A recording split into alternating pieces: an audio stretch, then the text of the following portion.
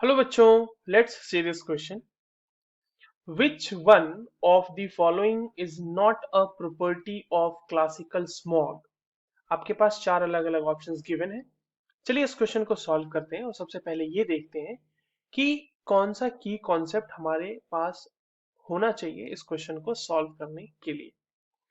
तो देखिए बच्चों, ये जो क्वेश्चन है ना, ये क्वेश्चन हमारे पास बेसिकली क्लासिकल स्मॉग से है. इस क्वेश्चन को सॉल्व करने के लिए हमें क्लासिकल स्मॉग के बारे में चीजें पता होनी चाहिए and then we are able to solve this question. Now talking about classical smog, तो देखिए पहले तो स्मॉग की बात करते हैं. जहां भी स्मॉग है इसका मतलब वहां स्मोक होगा और साथ ही साथ फॉग होगा. ठीक है.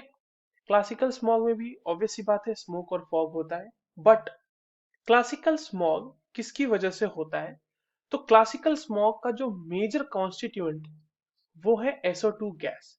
क्लासिकल स्मॉग में बेसिकली स्मॉग होता है और साथ ही साथ होता है SO2 गैस. ठीक है. ये फॉर्म करते हैं, दोनों मिलके फॉर्म करते हैं classical smog. Now about the occurrence कि आखिर क्लासिकल स्मॉग अकर कहाँ होता कहाँ है.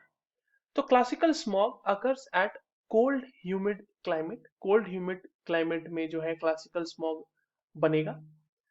Now talking about the other thing कि क्या इसमें कोई सेकेंडरी पोल्यूटेंट रोल प्ले करता है क्या? तो बिल्कुल नहीं, सेकेंडरी पोल्यूटेंट रोल प्ले नहीं करता. No secondary pollutant is present over here. ठीक है. और क्या इसका कोई कलर होता है?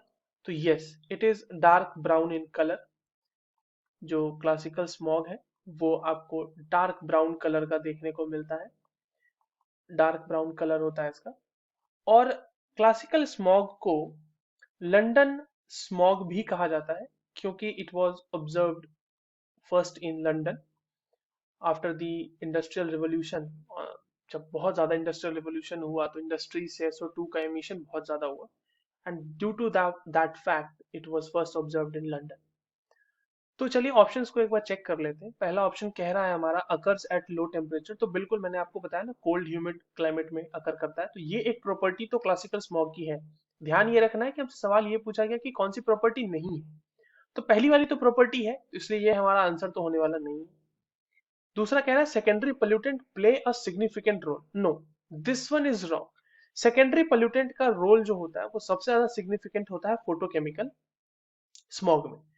अच्छा, सेकेंडरी पोल्यूटेंट को थोड़ा सा समझते हैं यहाँ पे कि सेकेंडरी पोल्यूटेंट है क्या. देखिए सेकेंडरी पोल्यूटेंट ऐसे पोल्यूटेंट्स होते हैं जो कि सोर्स से एज अ पोल्यूटेंट एमिट नहीं हुए हैं. ठीक है. वो एटमॉस्फेयर में उनका फॉर्मेशन होता है एंड जस्ट बिकॉज ऑफ कि they are formed in the atmosphere अब वो पोल्यूटेंट की तरह काम कर सकते हैं. So they those pollutants are called as secondary pollutants. इसका एक सबसे बढ़िया एग्जांपल है O3, ozone. Ozone in the tropospheric layer it is considered as pollutant and इसका फॉर्मेशन डायरेक्टली ये किसी सोर्स से ओजोन इमिट नहीं होता. But due to some of the gases and due to some of the photochemical reactions going in the atmosphere, ozone का formation होता है and it will be acting as a secondary pollutant. and secondary pollutant का बहुत बड़ा major role होता है in case of photochemical smog. ठीक है. तो फोटोकेमिकल स्मॉग अगर यहाँ होता तो ये ऑब्वियसली होता कि सेकेंडरी पोल्यूटेंट वहां एक मेजर रोल प्ले कर रहा होता. तो ऑप्शन दूसरा तो हमारा गलत हो गया, वो एक प्रॉपर्टी नहीं है, इसलिए ये हमारा आंसर होगा.